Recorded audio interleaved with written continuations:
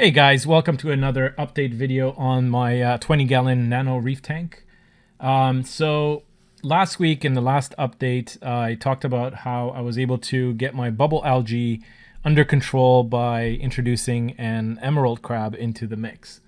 So he's been hard at work, and about a week after I introduced him, I would say probably about 90 to 95% of the bubble algae was gone. And now it's been another week or so, and I would say it's pretty much all gone. Like, I don't really see any bubble algae anywhere in the tank anymore.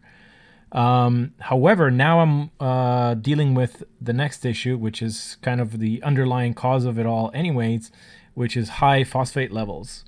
So before I introduced the emerald crab into the mix, I was measuring my phosphate levels, and they were fairly high already. They were ranging between 0.25 and 0.30, which is already fairly high, maybe 5 to 10 times higher than they should be. And when I introduced the emerald crab about a week later, once he went through all of the bubble algae and some of the other algae on the rocks, there's a little bit of hair algae in a couple spots here and there.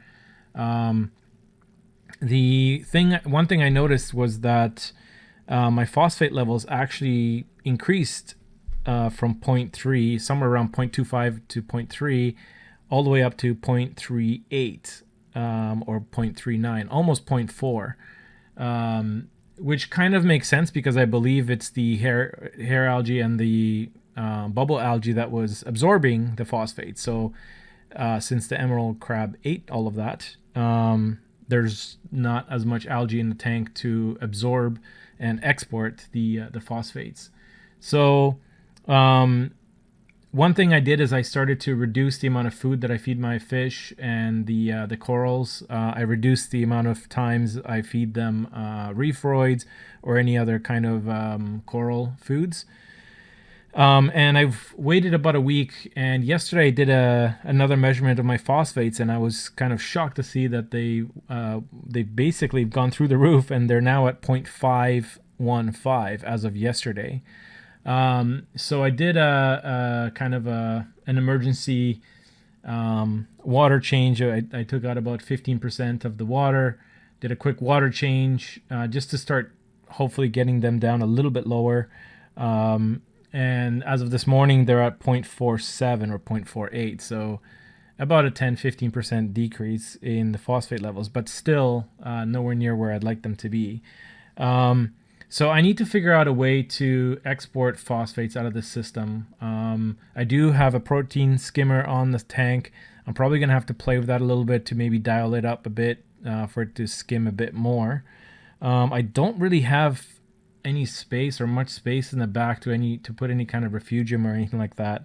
So in the meantime, while I figure out a way to reduce the phosphates, besides obviously reducing the food that I'm putting in and the reefroids, that kind of stuff, I went ahead and ordered a packet of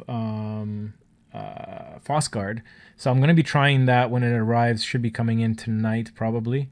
So I'm going to put that in the tank, and I'm going to see if I can at least get the phosphates down a little bit while I work out a solution that's a little bit more longer term.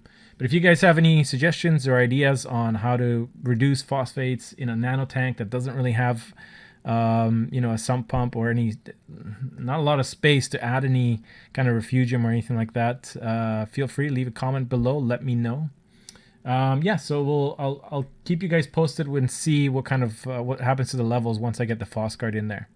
All right, that's pretty much it for today's update. I'll see you guys in the next video.